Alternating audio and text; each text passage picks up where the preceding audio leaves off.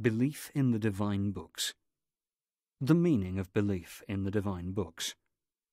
This means firm belief that Almighty Allah has sent down some divine books to some of His messengers, and that they contain the speech of Allah, which must be thought of in a manner that suits His Majesty. These books also contain the truth, light and guidance for people in both this world and in the hereafter. Belief in the divine books is one of the 6 pillars of faith, as the Quran states, "O you who believe in Allah and His Messenger, and the book which He has revealed to His Messenger, and the books which He revealed before." Surat An-Nisa 4:136. In this verse, Almighty Allah commands the believers to believe in Him and His Messenger, and the book which He revealed to His Messenger, namely the Quran. He also commands them to believe in all the books He revealed before the Quran. Defining faith, Iman, the Prophet once said, "It is to believe in Allah, His angels, His books, His messengers, and the last day, and to believe in the divine decree, both good and bad." Sahih Muslim 8. What does belief in the divine books include? 1.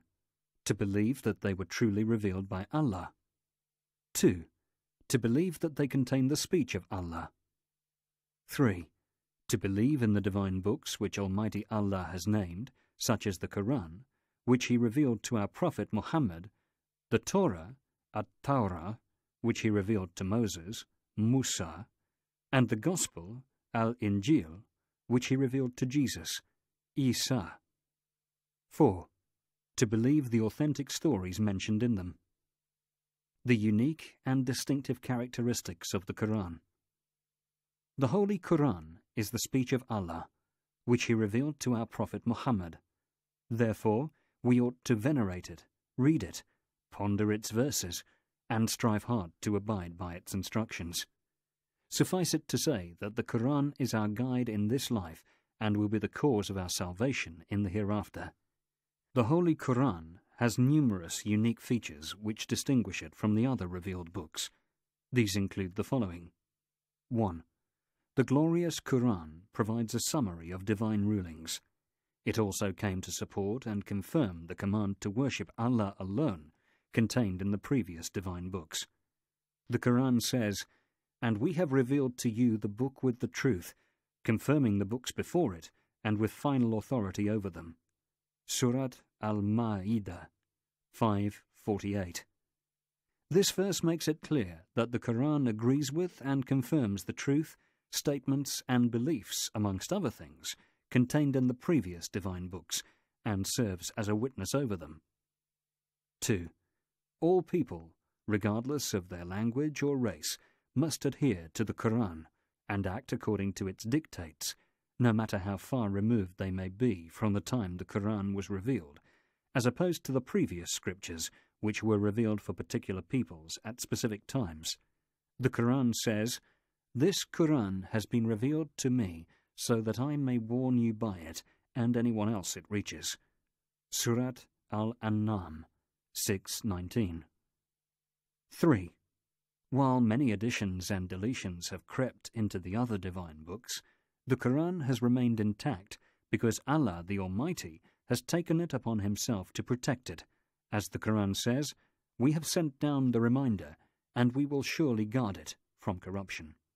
Surat Al-Hijr 15:9. What is our duty towards the Quran? We must love and venerate the Quran. We must also value its importance because it is the speech of Almighty Allah, which is unquestionably the best and most truthful speech. We must read it, recite it, and ponder its verses. We must also reflect on its spiritual guidance, statements, and stories, and take it as a criterion in our lives, whereby we distinguish between truth and falsehood. We must act on its dictates, obey its commands, and make them our way of life. When Aisha, one of the Prophet's wives, was asked about the character of the Prophet, she replied, "His character was the Quran." Musnad Ahmad 24601, Sahih Muslim 746. In other words, The Prophet was the practical embodiment of the Quranic injunctions in all his actions and worldly life. Indeed, he followed the guidance of the Quran in its entirety and provided an excellent example for us to follow. As the Quran states, "You have an excellent model in the Messenger of Allah for all who hope for Allah and the last day and remember Allah much." Surat Al-Ahzab 33:21. What is our stance regarding the contents of the previously revealed books? A Muslim believes that the Torah, which was revealed to Moses, and the Gospel, which was revealed to Jesus, were the truth from Allah. He also believes that they comprised rulings, guidance, and lessons and news which had guidance and light for people in their worldly life and the life to come. However, Almighty Allah informs us in the Holy Quran that the people of the book, that is the Jews and the Christians, had distorted their divine books through alteration, omission, or addition to the original text, and are thus not as authentic as Allah first revealed them. The Torah, that is available today, is not the same Torah revealed to Moses, because the Jews corrupted the original text by altering it and changing numerous rulings in it. As the Quran states, some of the Jews distort the true meaning of words. Surat An-Nisa 4:46. Similarly, the gospel available to us today is not the same gospel revealed to Jesus, for the Christians distorted it and altered a large number of its rulings. Concerning this, the Quran says, "Among them is a group who distort the book with their tongues, so that you think it is from the book, when it is not from the book. They say, it is from Allah, but it is not from Allah.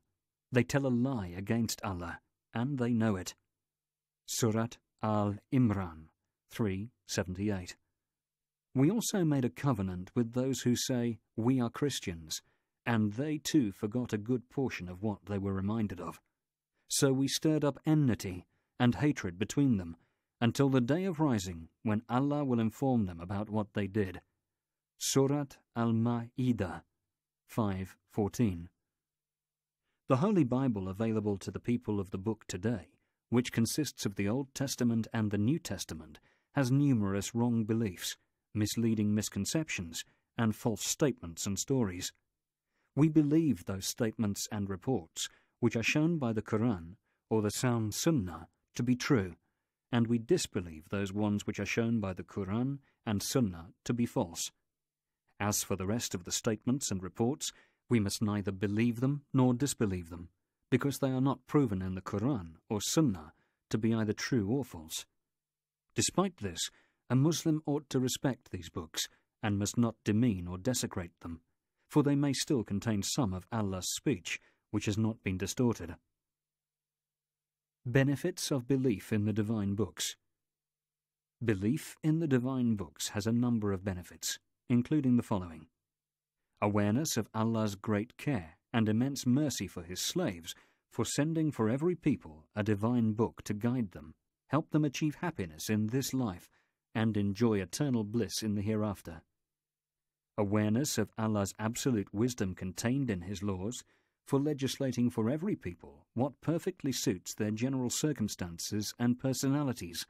As the Quran states, "For each community to which a messenger was sent with a book, have we appointed a law and a practice." Surat Al-Ma'idah 5:48. Showing gratefulness to Allah for sending down such books which contain light and guidance for us in this life and in the hereafter. Indeed, this is a great blessing for which we ought to offer thanks to Allah.